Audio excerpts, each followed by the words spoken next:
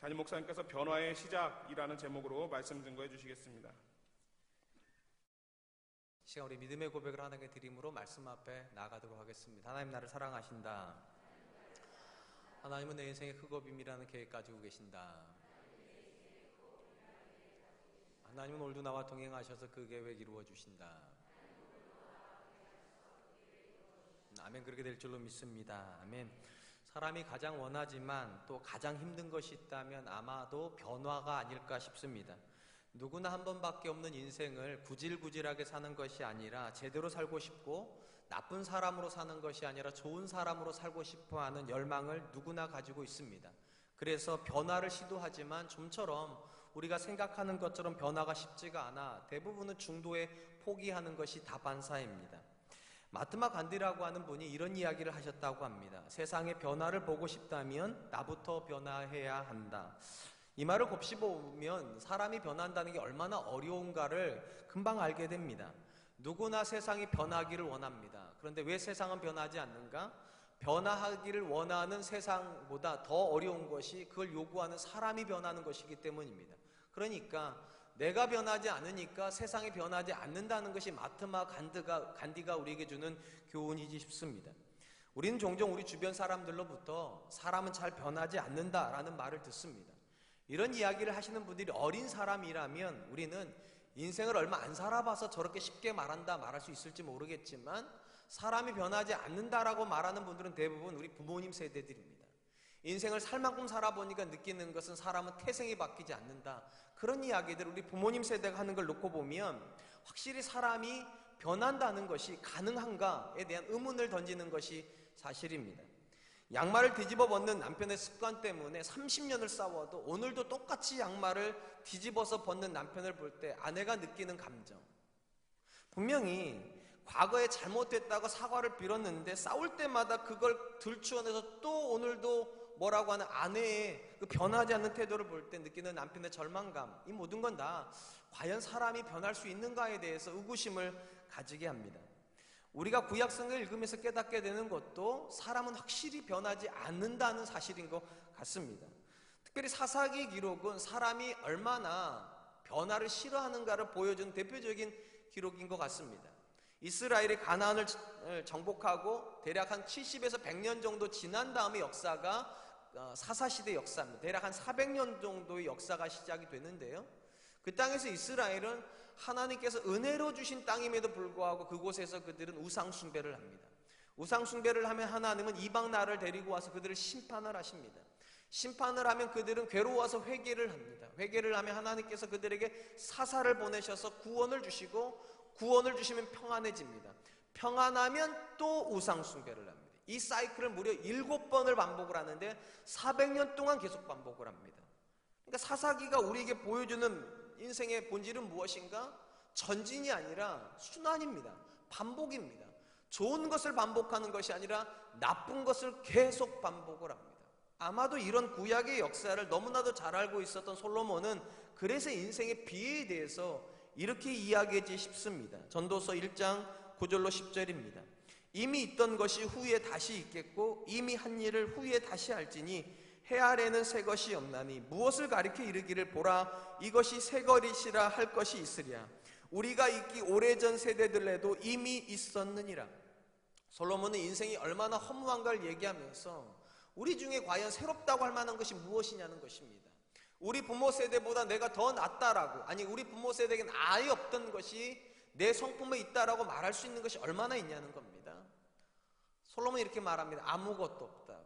이전에 했던 일을 지금 하고 있는 일을 다음 세대가 똑같이 할 것이라고. 마치 다람쥐가 쳇바퀴 도는 것처럼 언제나 그 자리만 돌고 있는 것이 사람의 역사가 아닌가 성경 그렇게 이야기하는 것 같습니다. 그렇다면 사람은 정말로 변하지 않습니까? 사실은 그렇지 않습니다.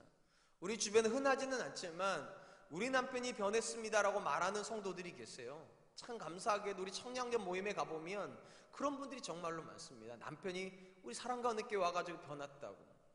그런 얘기 듣더니 우리 제 아내가 그러더라고요. 담임 목사는 안 변하는지 모르겠다. 농담입니다.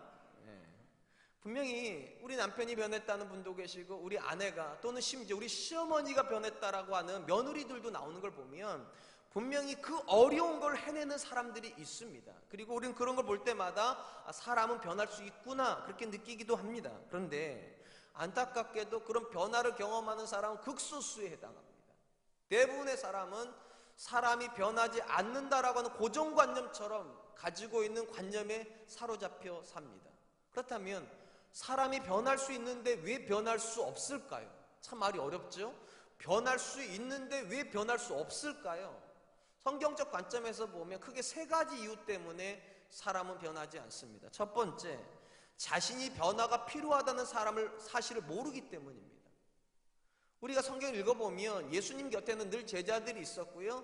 제자들만큼 오랜 시간은 아닐지 모르겠지만 또 제자들만큼 가까이 있었진 않았을지 모르겠지만 지근거리 언제나 있었던 사람들이 있습니다. 그게 서기관과 바리새인들입니다.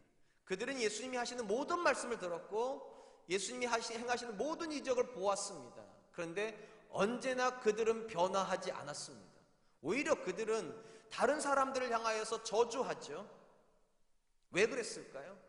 자기가 예수님이 말씀하시는 그 대상이라는 걸 인정 안 하는 겁니다. 언제나 남의 이야기처럼 듣죠. 저희 이야기는 세리가 들어야 되는데 더 이야기는 다른 사람, 이방인들이 들어야 되는데 자기 이야기처럼 듣지를 않습니다. 그러다 보니까 예수님께 어떻게 하십니까? 화 있을진저 너희 서기관과 바리새인들이 저주를 해버리십니다. 너무나 많은 분들이요 자기는 문제가 없다고 생각을 합니다. 그러다 보니까 설교를 아무리 들어도 그 설교가 자기에게 하는 메시지라고 듣지를 않죠. 여러분 가정에도 보면 언제나 지적질하는 분 계시죠. 당신이 문제라고. 사실은 제가 저희 집에서는 주로 그런 역할을 했습니다. 항상 제 아내가 문제라고 생각을 했어요. 근데 요즘 와가지고 역전이 일어나가지고 제 아내가 항상 저한테는 당신이 문제라고. 끼리끼리 사는 게 맞나 봅니다. 근데 제가 느끼는 건 이겁니다. 확실히 남자보다 여자가 옳은 것 같습니다. 최근엔 저는 제 아내가 저한테 당신이 문제라고 그러면 대부분 인정합니다. 제가 보니까 제 성격이 제 아내보다 좋지 않아요. 근데 과거는 이걸 인정을 안 했기 때문에 항상 제 아내가 문제라고 말해놓고 보니까 우겨야 되잖아요. 우기다 보니까 싸우고. 근데 성경의 원리는 간단합니다. 여러분, 우리 중에 변화가 필요 없는 사람은 한 사람도 없습니다. 왜냐? 모든 사람이 죄인이라는 게 성경의 기본 전제입니다. 근데 누군가는 그걸 인정을 하고 하나님 말씀 앞에서 변화를 시도하는데 대부분의 사람은 놀랍게도 자기를 의인으로 생각을 합니다. 말씀 앞에 전혀 변화되지를 않아요.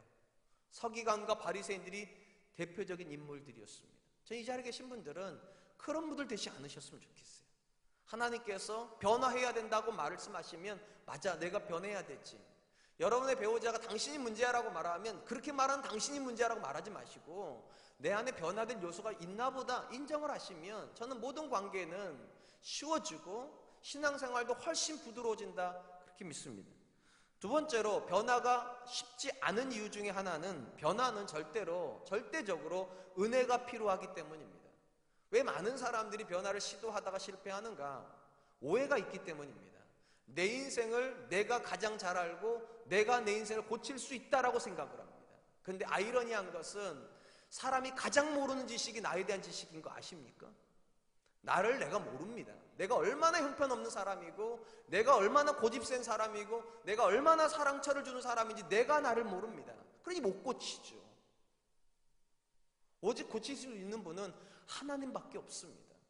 하나님께서 이 사실을 깨닫게 하시려고 이스라엘을요 바벨론 포로로 보내십니다. 완전히 절망의 구석까지 처박아 놓으세요. 마치 이렇게 질문하는 것 같아요. 네가 너를 고칠 수 있겠냐고. 그리고 나서 하나님께서 그들에게 이렇게 말씀하십니다. 에스겔서 36장 26절로 27절 또 새 영을 너희 속에 두고 새 마음을 너희에게 주되 너희 육신에서 굳은 마음을 제거하고 부드러운 마음을 줄 것이며 또 내 영을 너희 속에 두어 너희로 내 율례를 행하게 하리니 너희가 내 규례를 지켜 행할지니라. 이 말씀의 핵심은 이것입니다. 하나님이 그들에게 너희가 네 마음을 새롭게 하라고, 너희가 너희의 생각을 새롭게 하라고, 그렇게 해서 너희가 하나님의 말씀에 순종하면 내가 구원해 줄게, 그렇게 말씀하신 게 아닙니다. 내가 너희의 마음을, 굳은 마음을 제거하며 너희에게 내 영을 부어서 너희가 변화하여 하나님의 말씀에 순종하게 하겠다고. 주어가 누구냐? 하나님입니다. 하나님은 절대로 저와 여러분들에게 우리가 스스로 변화를 해야 된다고 말씀하지 않습니다. 절대적으로 하나님이 변화를 하시겠다고 말씀하십니다. 그 말은 은혜가 필요하다는 말입니다. 스스로 바뀔 수 있는 사람은 아무도 없습니다. 근데 이게 인정이 안 되니까 변화는 하고 싶어 하면서도 하나님께 오지를 않아요. 기도하지 않아요. 간절히 매달리지 않아요.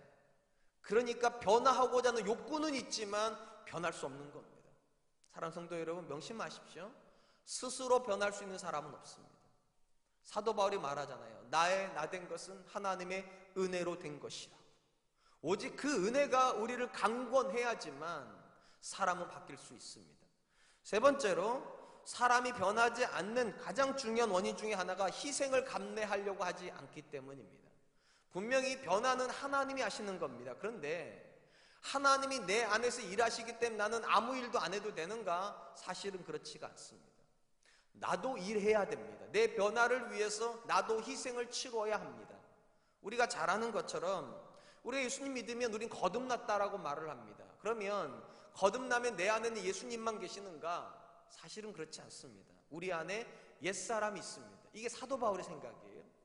로마서 7장에 보면 사도 바울이 이렇게 괴로워해요. 원하는 바 선은 행하지 않고 원하지 않는 바 악을 행하는도다. 이로써 내가 깨닫는 건 내 안에 내가 모르는 옛자아가 있다는 겁니다. 죄를 기뻐하는 옛사람이 있다는 것입니다. 그리고 이 옛사람을 향하여서 바울이 뭐라고 선언하는가? 이렇게 말을 합니다. 에베소서 4장 22절 24절 너희는 유혹의 욕심을 따라 썩어져가는 구습을 따르는 옛사람을 벗어버리고 오직 너희의 심령이 새롭게 되어 하나님을 따라 의와 진리의 거룩하심으로 지으심을 받은 새 사람을 입으라. 바울이 이렇게 생각하는 겁니다. 하나님께서 우리에게 주시고 싶은 은혜가 있어서 좋은 성품, 좋은 인격으로 그분의 옷을 만들어 놓으셨다는 겁니다. 그리고 우리에게 뭐라고 말씀하시는가? 벗으라는 겁니다. 옛사람을 벗어야 그분의 새 사람이 입어진다는 거예요. 물론 이게 동시다발적으로 일어나는 게 맞아요. 그런데 논리적으로 바울이 이렇게 말하는 것입니다. 우리가 지금의 내 상태에서 벗어나려고 하는 몸부림을 칠 때 그때 하나님께서 내 삶에서 역사를 시작하신다는 것입니다. 내 언어를 바꾸려고 노력해야 하나님의 언어가 들어옵니다. 내 생각을 바꾸려고 노력을 해야 하나님의 생각이 들어옵니다.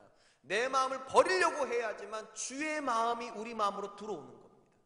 근데 나는 아무것도 안 하고 마치 감나무 밑에서 감 떨어지기 위해서 입 벌리고 있는 것처럼 성도들이 그렇게 사시다 보니까 변화는 요원한 것이죠. 저는 우리 사랑과 은혜교회 성도님들에게 변화가 멀리 있는 남의 이야기가 아니라 오늘 우리의 이야기가 되기 위하여서 내가 변화된다는 사실을 인정하십시오.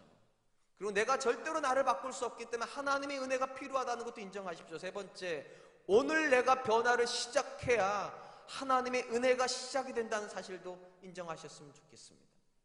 사실 구약의 역사는 실패의 역사입니다. 계속 다람쥐 쳇바퀴 돌듯 그 자리로 다시 돌아와요. 은혜 주시면 타락했다가 회개하고 다시 돌아왔다가 은혜 주시면 타락하고 회개하고 그냥 계속 그 자리만 돌아오는 것이 구약의 역사인데, 구약의 역사가 끝나는 지점에서 신약의 역사가 시작이 됩니다. 그 신약의 역사를 여는 책이 4권이 있죠. 마태, 마가, 누가, 요한. 이 4가지의 책을 우리는 복음서라고 부릅니다. 왜 복음서라고 부르는가? 복음을 기록하고 있기 때문이죠. 그럼 무엇이 복음인가? 예수님의 이야기가 복음입니다. 그렇다면 왜 예수님의 이야기가 복음일까? 이유는 간단합니다. 예수 그리스도 안에서 변화가 시작되기 때문입니다. 과거에는 계속 맴돌고 있었던 역사가 전진을 시작하게 됩니다. 절대 안 바뀌던 사람들이 변화하기 시작합니다. 그래서 복음인 것입니다. 특별히 복음서에는 3가지의 변화가 기록이 되어 있습니다. 첫 번째, 신분의 변화가 기록이 되어 있습니다. 하나님을 아버지라고 부르기 시작합니다. 그게 왜 그렇습니까? 우리가 하나님의 자녀가 되었기 때문에 신분의 변화입니다. 두 번째, 우리는 세상의 다스림을 받지 않습니다. 하나님의 다스림을 받습니다. 소속의 신분이 바뀌기 시작합니다. 소속이 달라지기 시작하고, 세 번째는 삶의 변화를 경험하게 됩니다. 사도 바울이 이렇게 말하죠. 이제는 내가 산 것이 아니라 내 안에 그리스도가 사시는 것이라. 이 모든 것이 예수 그리스도 안에서 시작됐습니다. 그래서 우리는 이거를 복음이라고 부르는 것입니다. 오늘부터 살펴보게 될 복음서는 마가복음입니다. 성경적 순서대로 보면 마태, 마가, 누가, 요한 이렇게 기록이 되어 있으니까 우리는 마가복음이 두 번째로 기록된 서신일 거라 생각을 하지만 대부분의 학자들은 마가복음이 가장 먼저 기록됐을 거라고 봅니다. 그래서 제가 마가복음을 하는 것인가? 그건 아닙니다. 두 번째로 마가복음의 특징은 다른 복음서보다 훨씬 짧습니다. 16장밖에 되지를 않아요. 그래서 하는 것인가? 물론 그거는 가능성이 있습니다. 왜냐하면 다른 복음서를 하려고 그랬더니 2년 이상 설교해야 되게 생겼더라고요. 그래도 16장이면 한 1년 한 2개월 정도 설교하면 될 것 같아서 그래 마가복음으로 해야 되겠다. 그게 제가 선택한 이유 중에 하나입니다. 근데 가장 중요한 이유는 사실은 마가라고 하는 인물 때문입니다. 우리가 생각하는 것처럼 마가복음을 썼으니까 마가가 굉장히 근사한 사람일 것 같죠. 왜냐하면 마태나 누가나 요한은 근사한 사람들입니다, 사실은.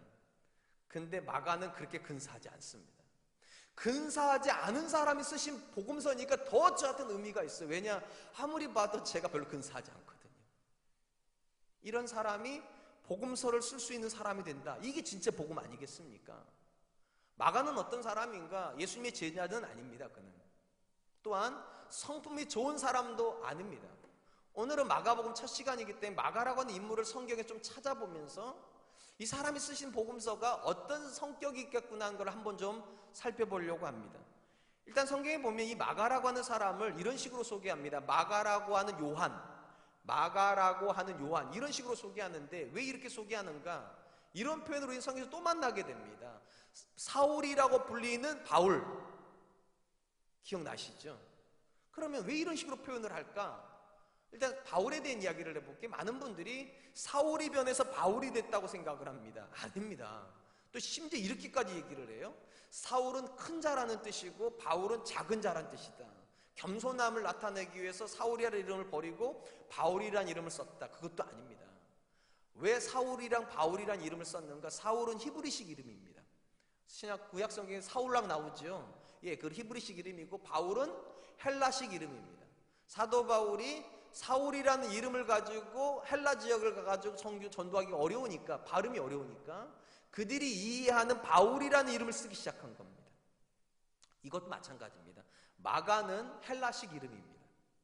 요한은 히브리식 이름입니다. 그러니까 같은 이름인데 대상자가 누구냐에 따라서 히브리 사람들에게는 요한이라고 알려졌던 것이고 헬라 사람들에게는 마가라고 알려졌던 것이고 두 사람이 같은 사람이기 때문에 마가라는 요한 이렇게 쓰는 것이죠. 일단 이 마가라고 하는 요한이 성경에 가장 먼저 등장하는 장면이 언젠가? 사도행전 12장입니다. 이렇게 되어 있습니다. 사도행전 12장 12절 깨닫고 마가라 하는 요한의 어머니 마리아의 집에 가니 여러 사람이 거기에 모여 기도하고 있더라. 이 마가 요한이 처음 등장하는 장면은 기도하는 장면에서 그가 등장을 합니다. 사도행전 12장은 우리가 잘 아는 것처럼 헤롯이 6월절을 지나고 나면 베드로를 죽이려고 계획하고 있을 때 초대교회가 다락방에 모여가지고 베드로를 위해서 기도하는 장면입니다. 특이한 것은 그 기도한 장소가 어디냐? 마가라고 하는 요한의 어머니의 집에 있는 다락방입니다. 그래서 우리가 사도행전 1장에서 120문도가 성령을 받기 위해서 기도하는 다락방 기억나시죠? 그 다락방을 어떤 다락방이라 부릅니까? 마가의 다락방이라 부르는 이유가 여기 있습니다. 또한 예수님께서 12 제자들과 함께 최후의 만찬을 보내셨죠. 넓은 다락방을 보이고 그 다락방이 어디였을까라고 학자들이 생각을 하는가? 마가의 다락방이었을 거라고 생각을 합니다. 무슨 말인가? 그는 굉장히 부유한 집의 아들이라는 겁니다. 그렇겠죠. 120명이 들어갈 정도의 다락방 다 있으시죠. 여러분 생각해 보세요. 120명이 들어가려고 그러면 웬만한 집이 웬만큼 넓어서는 안 되죠. 집 자체가 넓어야 위에 다락방 생기는 거 아니겠습니까? 그러니까 그 당시 기술로 120명이 들어갈 정도면 이거는 엄청난 공학이 들어갔겠죠. 그 당시 기준으로. 당연히 그 정도 지으려면 부자 아니면 어떻게 짓겠어요. 그러니까 일단 마가는 굉장히 부유한 집의 아들이었다. 이건 뭐 거의 다명한 겁니다. 그 다음에 주목해야 될 것은 마가의 친인척 관계입니다. 마가는 굉장히 좋은 삼촌을 한 명 두고 있습니다. 이름하여 바나바라고 하는 사람입니다. 조금 이따 제가 설명드리겠는데 성경에 보니까 바나바의 생질이 마가라고 나옵니다. 이 생질이 뭐냐? 누나가 낳은 아들이 생질입니다. 그러니까 족한 거죠. 그래서 좋은 삼촌을 두고 있어서 자연스럽게 1차 선교 여행을 동행하게 됩니다. 바울하고 바나바가 1차 선교 여행 갈 때 마가가 수행원으로 따라갑니다. 여기까지만 놓고 보면 마가는 굉장히 특별한 사람입니다. 부유한 집안이고 또 그 집에서 예수님이 제자들하고 만찬도 하셨고 성령이 임하기도 하고 항상 기도하는 그런 특별한 집에서 자랐고, 그에게는 좋은 삼촌이 있어서 선교에 대한 또는 복음에 대해서 늘 가까이 접할 수 있는 굉장히 특별한 지위에 있는 사람입니다. 여기까지는 굉장히 좋습니다. 그런데 인생이 꼬이기 시작합니다. 바울하고 바나바를 쫓아서 선교여행을 가다가 버가라고 하는 지역에서 그가 도망쳐버립니다. 성경은 왜 그가 도망쳤는지 기록을 안 해요. 근데 선교여행을 가보시면 알아요. 터키 지역을 가보시면 굉장히 험난한 길이 앞에 펼쳐지고 있습니다. 산악지형이거든요, 그때부터. 그래서 어릴 때부터 부유한 집에서 고난을 모르고 자랐던 이 마가 요한이 쉬운 말로 쫓아갔다 갑자기 고난을 만나야 되니까 싫은 거죠. 그래서 돌아가 버렸다는 것이죠. 거기까지 괜찮아요. 근데 2차 전도행을 계획을 하면서 바나바가 또 누굴 데려가려고 합니까? 마가를 데려가려고 합니다. 그래서 바울하고 마가 때문에 대판 싸우게 됩니다. 그때 바울이 왜 마가를 데려갈 수 없는가를 이렇게 얘기를 합니다. 사도행전 15장 38절, 바울은 밤빌리아에서 자기들을 떠나 함께 일하러 가지 아니한 자를 데리고 가는 것이 옳지 않다 하여 마가를 반대했습니다. 우리 성경에 떠났다라고 번역됐는데 이거는 조금 부드럽게 번역한 거고요. 사실은 버렸다가 맞습니다. 그러니까 바울은 어떻게 생각했는가? 마가가 복음과 사역을 버렸다고. 배신자라는 거죠, 배신자. 어떻게 이런 사람을 데리고 우리가 선교를 가냐고. 그래서 바울은 마가랑 같이 안 갑니다. 그래서 대신 누굴 선택하는가? 실라라고 하는 인물을 그래서 선택한 겁니다. 그렇게 해서 바울은 실라랑 2차 전도행을 나갑니다. 여기까지가 성경에서 마가에 대해서 기록하고 있는 역사 전부입니다. 그럼 그 다음에는 안 나와요, 마가가요, 역사에서. 왜 안 나오는가? 이건 간단합니다. 이 이후부터 역사는 다 누구 중심으로 기록이 되는가? 바울 중심으로 기록이 됩니다. 그러니까 바울의 입장에서 배신자이기도 하고 도망자이기도 한 마가는 기록될 이유가 없죠. 그래서 쫙 빠집니다. 그리고 언제 다시 등장하는가? 그때부터 12년이 지나고 나서 등장합니다. 장소는 로마의 감옥입니다. 바울이 로마의 감옥에 갇혀 있을 때 바울이 편지를 씁니다. 이런 편지죠. 골로새서 4장 10절, 나와 함께 갇힌 아리스다고와 바나바의 생질 마가와 이 마가에 대하여 너희가 명을 받았음에 그가 이르거든 영접하라. 여러분 변화를 느끼십니까? 고난이 싫어가지고 도망쳤던 마가가 12년 뒤에는 어디 와 있습니까? 지금 감옥에 들어가 있습니다. 누가 들어가 있는 감옥이에요? 바울이 들어가 있는데 딱 두 사람만 그 옆에 있었답니다. 아리스다고와 바나바의 생질 마가가 변했어요. 더 놀라운 이야기를 읽어드릴게요. 디모데에게 보내는 편지에 나옵니다. 디모데후서 4장 11절, 누가만 나와 함께 있느니라. 내가 올 때에 마가를 데리고 오라. 그가 나의 일에 유익하니라. 12년 전에 바울이 마가에 대해서 뭐라고 말한 줄 아십니까? 도망친 놈이라고, 쓸모없다고, 복음에는 전혀 유익이 없다고 그가 매정하게 거부했던 마가가 12년 뒤에 변화해서 바울의 감옥에 함께 들어가 있을 뿐만 아니라 복음 사역에 그보다 유익한 사람이 없다고 디모데에게 올 때 꼭 마가를 데리고 오라는 그런 사람으로. 사실은 마가에게요, 실패자의 도장을 찍어준 사람이 바울이란 말이에요. 근데 그 바울이 인정할 정도의 사람이 변했습니다. 사랑하는 성도 여러분, 제가 다시 묻고 싶습니다. 사람 바뀔 수 있습니까? 아멘. 어떻게 할 수 있는? 마가복음을 쓴 사람이 마가라니까요. 바울이 볼 때 배신자이기도 하고 복음을 버린 사람이 변화해서 복음을 기록하고 복음을 증거할 수 있는 사람이 될 수 있다면 여러분의 자녀도 바뀔 수 있습니다. 여러분의 배우자도 바뀔 수 있습니다. 아니, 내 자신도 바뀔 수 있다는 걸 믿으시길 축원드립니다. 특별히 제가 이 마가에 대한 묵상을 하면서 개인적으로 가슴이 아팠던 것은 사도 바울의 태도였습니다. 여러분, 사도 바울이 어떤 사람입니까? 그도 변한 사람입니다. 사실은요, 그는 원래 교회를 핍박했던 사람이고 예수 믿는 사람들을 감옥에다 가두는 사람이었고 심지어 스데반을 죽이는 일에 가장 앞장섰던 사람입니다. 근데 이 사람이 사도행전 9장에서 변화를 경험해서 바울이 됐다면 제 생각은 이런 겁니다. 적어도 아무도 마가를 안 믿어줄 때 이렇게 말해야 되는 거 아니에요? 나도 변했는데 왜 마가가 안 변하겠냐고 이래야 되는 거 아니에요? 근데 안타깝게도 자기는 변해놓고서는 마가는 변할 수 없을 것처럼, 우리 부모님들도 그런 분들 굉장히 많아요. 우리 아이는 안 된다. 본인은 해놓고서는, 하나님은 본인을 만나주셔서 변화시켜줬는데 내 자녀는 하나님이 안 만나주실 것처럼. 제가 이런 말씀을 읽으면 한편으로는 마음이 굉장히 좋습니다. 왜냐하면 바울도 실수하는구나. 실수한 거잖아요. 사실은 사람 잘못 알아본 거잖아요. 자기가 낙인 찍은 사람이 12년 뒤에는 복음에 가장 유익한 사람이 됐다면 바울이 잘못 본 거잖아요. 사람을요. 제가 여기서 복음을 만나게 됩니다. 사랑하는 성도 여러분, 여러분이 아무리 사람을 잘 보시는지 몰라도, 아무리 여러분 똑똑하신지 몰라도 여러분들이 보고 있는 판단이 다 옳지 않습니다. 사도 바울이 어떤 사람입니까? 가장 예수님을 닮은 사람이라고 알려진 사람입니다. 이 사람이 사람을 잘못 본 겁니다. 마가를요. 얼마든지 우리도 잘못 볼 수 있습니다. 지금 여러분이 생각하고 있는 여러분의 자녀에 대한 부정적인 생각이 정답이 아닙니다. 하나님이 어떻게 생각하는가가 정답이에요. 여러분들이 아무리 마음으로 내 남편 포기하고 내 아이 포기하고 그냥 나 혼자라도, 나만이라도 그렇게 생각하지 마세요. 제가 가장 싫어하는 말 중에 하나가, 목사님, 우리 남편은 성령님도 못 바꿔요. 저는 그런 말을 어떻게 할 수 있을까 싶어요. 왜냐하면 마가를 바꾸실 수 있는 분이신데, 복음을 버리고 도망갔던 그 사람을 12년 만에 복음의 현장에다 세우시고 감옥에까지 들어가게 만드신 분이 우리 하나님이시라면 왜 안 바뀌겠습니까? 저는 그래서 사도 바울의 이 실패가 참 주는 메시지가 있다 싶습니다.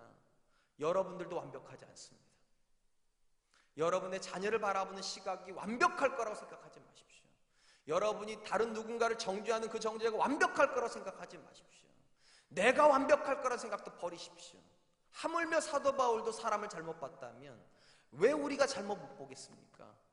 그러니까 하나님 앞에서 이렇게 말해야 돼. 하나님, 저 사람이 틀려 보이는데 혹시 제가 틀려서 저 사람이 틀려 보인다면 하나님 저를 고쳐달라고, 그렇게 기도하는 저와 여러분 될 수 있기를 축원드립니다.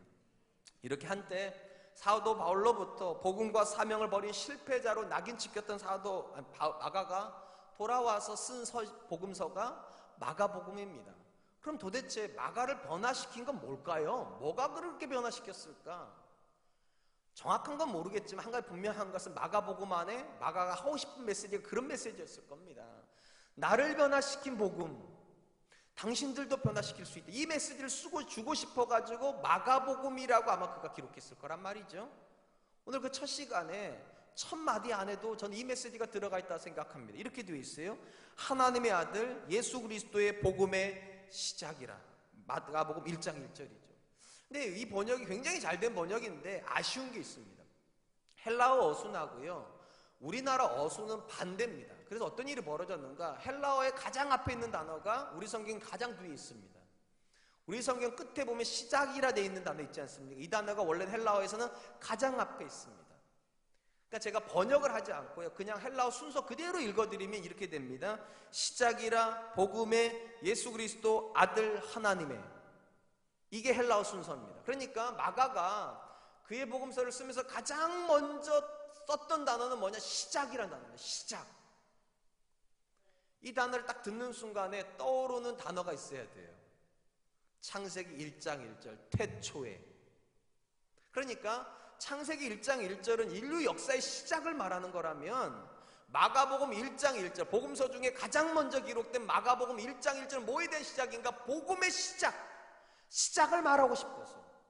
그리고 적어도 마가가 말하는 복음은요, 변화입니다. 버림받았던 사람, 낙인 찍혔던 사람이 변화해서 그분의 복음을 쓰고 있기 때문에 마가가 쓰고 있는 복음은 변화일 수밖에 없어요. 제가 여러분들에게 나누고 싶은 말씀도 마찬가지입니다. 우리가 마가복음을 하나님의 말씀이라고 받으신다면, 그리고 마가를 하나님께 쓰셨다고 믿으신다면 똑같이 인정하셔야 됩니다. 하나님은 여러분들도 변화시키고 싶으십니다.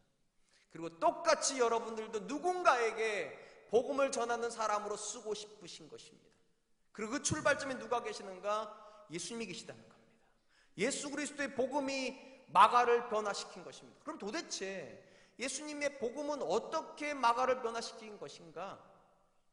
마가복음을 연구하는 분들이요, 마가복음에서 가장 중요한 구절이라고 꼽는 구절은 거의 똑같습니다. 이런 구절입니다. 마가복음 10장 44절로 45절입니다. 너희 중에 누구든지 으뜸이 되고자 하는 자는 모든 사람의 종이 되어야 하리라. 인자가 온 것은 섬김을 받으려 함이 아니라 도리어 섬기려 하고 자기 목숨을 많은 사람들의 대속물로 주려 함이니라. 마가가 지금 뭐라고 말하는가? 예수님이 이 땅에 오신 목적은 섬김을 받는 것이 아니라 섬기려 하고 자기 목숨을 모든 사람에게 대속물로 주려 함이니라고. 그래서 우리가 새 사람이 되었다고. 그러니까 쉽게 말하면 마가는 예수님을 종으로 소개하고 있는 겁니다. 섬기는 종으로. 이게 얼마나 탁월한 건가 하면 마태복음은 예수님을요 하나님의 아들로 소개합니다. 왕이죠, 왕. 죄송합니다. 마태복음 왕으로 소개해요. 그래서 왕의 족보가 나옵니다. 누가복음은 인자로 소개합니다. 사람의 아들. 그래서 누가복음에서 가장 강조가 되는 것은 기도입니다. 연약한 몸을 가지고 오셨기 때문에 예수님이 무시로 기도합니다.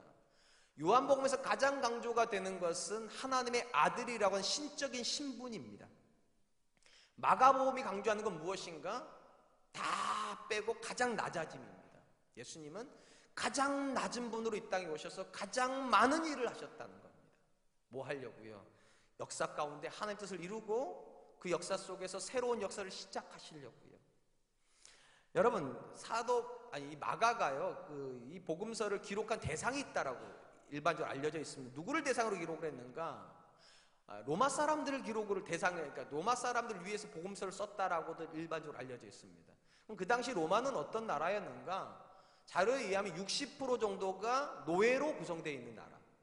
그러니까 정복 전쟁을 해가지고 이방에서 나라들 노동력을 잡아다가 자기 나라를 세우는 일에 썼다는 거죠.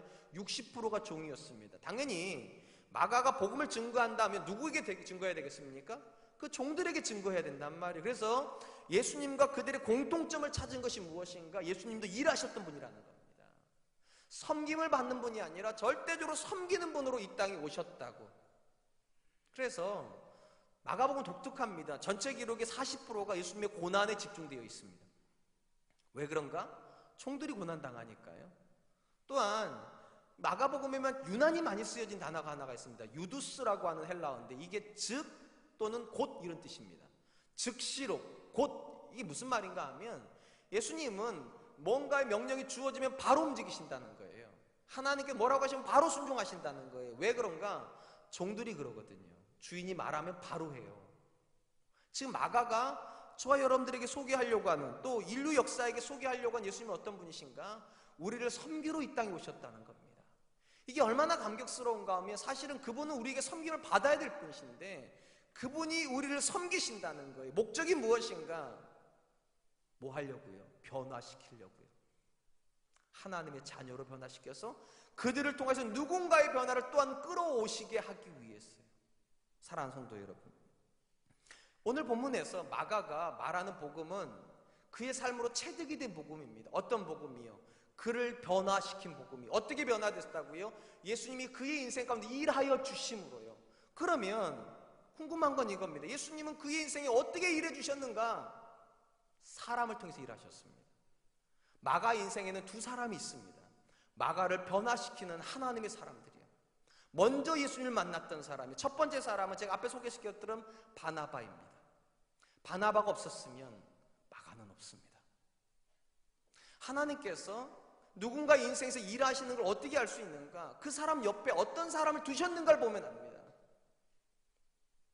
마가 옆에다 하나님께서 바나바를 주심으로 그가 빗나가지 않도록, 심지어 바울이 그를 정죄하는데도 끝까지 그를 받아주는 사람이 바나바입니다. 이 바나바가 얼마나 대단한 사람인가 하면 사울이 바울로 변해됐을 때 예루살렘에 있었던 제자들은 아무도 그거 안 믿어주죠.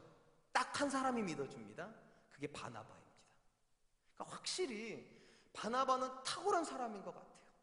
성품이 누군가를 의심하는 사람이 아니라 믿어주는 사람이요, 지지해주는 사람이요, 격려해주는 사람이요. 이 자리에 계신 분들 중에도요 정말로 하나님께 축복받은 성품을 가진 분들이 계십니다. 있더라니까요. 정말로요. 끝까지 믿어주는 사람들이요, 좋은 이야기 해주는 사람이요, 격려해주는 사람이에요. 하나님께 여러분들을 바나바로 쓰고 싶어서 그러시는 겁니다. 그런 사람이 예수님 만나면 마가를 변화시키는 역사에 쓰임받은 바나바처럼 쓰임받습니다. 전 저와 여러분들이 하나님의 복음의 동역자로, 또 하나님께서 예수님을 통해서 일하신다는 증거로 쓰이기를 열망할 수 있었으면 좋겠어요. 성품이 좋으신 분들이라면 바나바 사역하십시오. 격려해 주겠다. 나는 내 자녀 편에 서겠다. 나는 그 장로님 편에 서서, 또는 그 목사님 편에 서서 그를 품어주고 이해하고 격려하는 사람이 되겠다. 바나바를 통해서 하나님께 일하시니까. 또 한 사람이 있습니다. 굉장히 중요한 사람입니다. 베드로입니다. 사실 성경에요, 베드로가 마가에게 어떻게 했다는 기록은 없습니다. 근데 이런 기록 때문에 베드로가 바나바의 삶에서 굉장히 중요한 역할을 했을 거라는 걸 지레 짐작할 수 있습니다. 베드로전서 5장 13절, 택하심을 함께 받은 바벨론에 있는 교회가 너희에게 무난하고 중요한 말, 내 아들 마가도 그리하느니라. 지금 베드로가 마가를 어떻게 소개하고 있습니까? 내 아들이라고 소개합니다. 이 표현은 여러분 우리에게 굉장히 익숙한 표현입니다. 바울이 디모데한테 뭐라고 소개합니까? 내 아들이라고 소개합니다. 내가 복음으로 낳은 아들. 그러니까 바울하고 디모데가 그 정도 친밀한 것처럼 베드로하고 마가가 그 정도 친밀했다는 겁니다. 그래서 혹자들은 이렇게 말을 합니다. 사실 엄밀히 말하면 마가는 예수님을 따라다녔던 제자가 아니기 때문에 복음서를 쓰기에 그렇게 적합한 인물이 아닙니다. 나이도 어리기 때문에. 근데 어떻게 마가가 복음서를 쓸 수 있는 아들이 되었을까? 사람 되었을까? 누구 때문이었을까라고요? 베드로 때문이었을 거라는 겁니다. 베드로가 모든 복음을 그에게 알려줬을 거라고. 그래서 혹자는 마가복음을 베드로 복음이라고도 읽습니다. 이 모든 게 다 베드로의 관점에서 나왔을 거라는 거예요. 궁금한 건 이겁니다. 분명히 베드로가 마가에게 절대적인 영향을 주었을 거라는 건 알겠는데 성경에는 어떻게 그렇게 된지에 대한 기록이 안 나와요. 그럼 두 사람은 무엇을 접점으로 만났을까요, 도대체? 이제부터 약간의 추리가 필요합니다.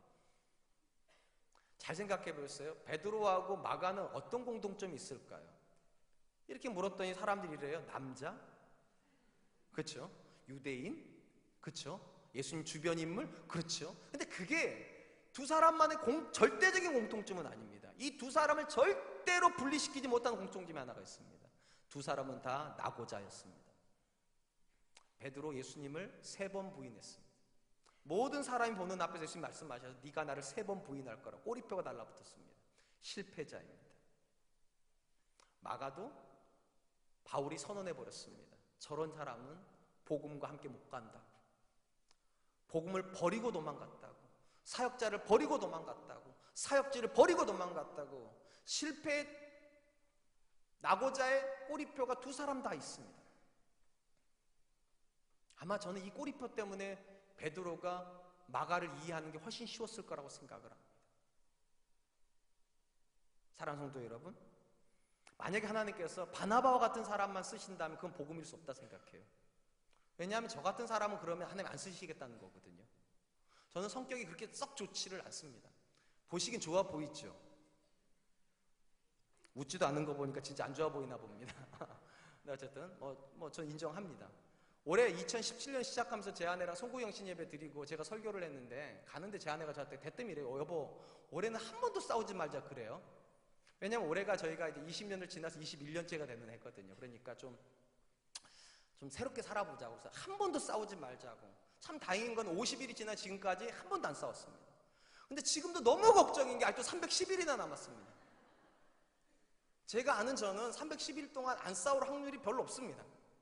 분명히 짜증도 낼 것이고 어떤 부분에서 제 아내한테 무책임하게 화도 낼 가능성이 굉장히 농후한 사람입니다. 저는 바나바는 아닙니다. 근데 만약 하나님께서 바나바와 같은 사람만 쓰셔가지고 사람을 변화시킨다면 저는 포기해야 됩니다. 근데 참 감사한 건 하나님이 베드로도 쓰십니다. 베드로는 호기로운 사람이잖아요. 자기가 자기를 모르고 무조건 내가 죽는 데까지 가겠다고. 뭣도 모르고 선언하고 나서 나중에 깨갱거리는 사람. 근데 그 사람을 변화시켜가지고 마가를 변화시킨 데 쓰시잖아요. 똑같은 아픔을 겪은 사람에게 다가가서 내가 네 아픔을 이해한다고. 나도 한때는 누군가에게 실패자였다고. 근데 복음이 나를 바꿀 수 있다면 너도 바꿀 수 있지 않겠냐고. 그러지 않았을까요? 이건 저의 개념이 아니에요. 헨리 나우엔이라고 하는 사람이요, 상처받은 치유자라고 하는 개념을 썼습니다. 상처받은 치유자. 아픔을 겪어봤기 때문에 누군가의 아픔을 치료할 수 있다는 거예요. 어릴 때부터 애가 공부를 너무 잘해가지고 한 방에 뭐 대학교를 막 가가지고 좋은 대학교 가는 엄마는 절대로 삼수생 재수생 이해 못합니다. 공부는 그냥 하는 거 아니에요? 그냥 애 밥 먹여주면 공부하는 거 아니에요? 뭐 이런 식으로 얘기하지. 여러분, 하나님께서 저와 여러분들에게 아픔을 주십니까? 그냥 주는 아픔 아닙니다. 그 아픔을 복음으로 이겨내십시오. 그리고 똑같은 아픔을 겪고 있는 사람에게 다가가셔서 치유자가 되십시오. 저는 이 자리에 계신 분들 중에 얼마나 많은 분들이 스스로를 바나바로 여길지는 저는 잘 모르겠습니다. 근데 그런 분이 있다는 것을 인정은 합니다. 정말 타고난 성품 가지고 있는 분 계세요. 그 성품은 절대로 묵혀두지 마시고 격려하고 위로하고 섬기는 일에 쓰십시오. 그러나 그런 성품 못 가지고 있어도 좌절하지 마십시오. 베드로를 찾아가신 분이 예수님이십니다. 그리고 베드로를 변화시켜서 그 베드로를 가지고서 마가에게 다가가게 하신 분이 하나님이십니다. 얼마든지 상처 있어도 그 상처를 싸매로 주님이 오신다면 그 주님 거부하지 마십시오.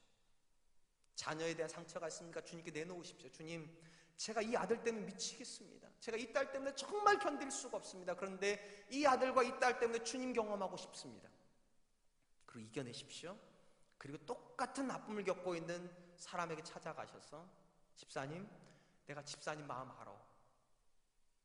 내가 집사님 마음 내가 왜 모르겠어. 다른 사람한테 말 못하는 그 아픔 내가 같이 아파해 줄게. 내가 같이 이겨내 줄게. 왜냐면 우리 딸도 그 과정 이겨냈거든. 우리 아들도 그 과정 이겨냈거든. 집사님 아들도 집사님 딸도 얼마나 그렇게 할 수 있다고. 남편 때문에 속 끓이는 사람 있습니까? 이 자리에 남편 때문에 속 안 끓여본 분이 얼마나 계세요? 복음으로 이겨내십시오. 그리고 그 아픔 있는 사람에게 다가가서 베드로가 마가를 아들로 받아준 것처럼, 그래서 복음서를 쓸 수 있는 사람으로 쓰임받을 수 있다면 저는 그게 진짜 복음이라고 믿습니다. 사랑하는 성도 여러분, 지금 예수님 일하십니까? 저는 일한다고 믿습니다. 어떻게 해요? 상처받았던 사람을 치유자로 바꿔놓으셔가지고 그 사람으로 또 다른 상처받은 사람에게 다가가서 그를 만져주게 하심으로 예수님 일하십니다. 그리고 그런 사람을 만날 때 우리는 아는 거예요. 하나님 나를 사랑하시는구나. 한목의 집사님 통해서 나를 이렇게 위로하시는 걸 보니까, 안목의 장로를 통해서 나를 이렇게 위로하시는 걸 보니까, 목사님 통해서 이렇게 위로하시는 걸 보니까 정말 하나님 살아계시는구나. 마가복음은 그래서 참 좋은 복음서입니다. 복음을 쓸 수 없는 사람, 복음을 전할 수도 없는 사람이 변화돼서 복음을 쓰기도 하고 복음을 전하기도 하기 때문에 저는 이 자리에 계신 모든 분들이 그런 분으로 변화를 시작할 수 있기를 축원드립니다. 이제 말씀을 맺겠습니다. 이 땅에는 어떤 사람도 스스로 변할 수 있는 사람은 없습니다. 오늘 본문의 마가도 스스로 변한 사람은 아닙니다. 먼저 주님을 만나서 변화되었던 바나바와 베드로가 있었기 때문에 마가의 변화도 시작이 되었다면 먼저 변화된 사람이 있어야만 합니다. 그리고 그 모든 변화는 출발점은 예수님이십니다. 예수님은 저와 여러분을 섬기고 싶어 하십니다. 우리의 상처를 싸매주고 싶어 하시고 우리의 아픔을 함께 울어주고 싶어 하십니다. 그분 앞에 나오십시오. 그분을 경험하십시오. 그리고 기도하십시오. 하나님, 내가 가지고 있는 이 아픔을 가지고 또 다른 아픔을 가지고 있는 사람을 위로해주게 해주십시오. 하나님, 나를 치료자로 써주십시오. 그러려면 하나님 먼저 나부터 바꿔주십시오. 이번 한 주간 그 기도를 하나님께 드림으로 하나님께 쓰임받는 저와 여러분 되시기를 주님의 이름으로 축원드리겠습니다. 지금 이렇게 찬양할 텐데요, 새롭게 하소서 찬양하려고 합니다. 이 가사가 이렇습니다. 상한 나의 마음을 새롭게 해주시고 주님의 마음을 내게 주셔서 새로움을 증거하는 사람 되게 해달라고. 상처 받으셨습니까? 그게 더 좋은 겁니다. 상처가 있어야 누군가의 상처를 보듬어 줄 수 있어요. 상처가 하나도 없습니까? 괜찮습니다. 그 좋은 성품을 가지고 누군가에게 다가가는 마음 달라고 찬양 드리면서 하나님, 나를 새롭게 해달라고 우리 한번 같이 찬양하겠습니다.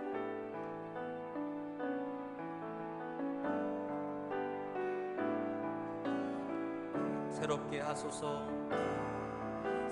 새롭게 하소서 주님, 상한 나의 마음을 새롭게 하소서, 새롭게 하소서 주님, 주님 마음 주소서, 주님 주님 마음 주소서. 내 안에 있는 모든 것들은 간절히 주님만 원합니다. 주님만 바라는 간절한 나의 마음 주님으로 채우소서. 새롭게 하소서. 새롭게 하소서. 주님 상한 나의 마음을 새롭게 하소서. 새롭게 하소서. 주님 마음 주소서. 내 안에 있는 모든 것들은 간절히 주님만 원합니다. 주님만 바라는 간절한 나의 마음 주님으로 채우소서. 사랑하는 성도 여러분, 여러분들 안에도 복음이 있습니까? 내가 변화된 복음이요, 내 상처를 싸매주신 주님의 복음이요, 그리고 하나님께서 태생적으로 나에게 너무 좋은 성품을 주셨다라고 하는 이 복음이요, 이것만 있으면 우리는 하나님께 쓰임받을 수 있습니다. 근데 문제는 내가 변화한 적도 없고 누군가에게 변화를 증거해 본 적도 없으며 누군가에게 내가 변화할 수 있는 통로로 쓰임받지 못한다면 우리는 아직 복음을 모르는 사람입니다. 시장님께 기도했으면 좋겠습니다. 하나님, 내가 다시 한번 변화할 수 있는 사람 되게 해주십시오. 관계적 변화가 일어나게 해주시고, 일하는 태도의 변화가 일어나게 해주시고, 관계 맺는 모든 부분의 변화가 일어날 수 있도록 도와주시고, 내 안에 있는 상처가 있다면 주님 그 상처도 만져주셔서 누군가에게 치료자로 쓰임받을 수 있도록 주님 도와주십시오. 하나님, 나를 통하여서 하나님의 변화의 역사가 시작되고 변화 역사가 간증이 되게 해달라. 우리 같이 한번 잠깐 기도하도록 하겠습니다. 기도하겠습니다. 하나님 많으신 하나님 감사합니다. 오늘도 귀한 시간 주시고 복음을 전하기에도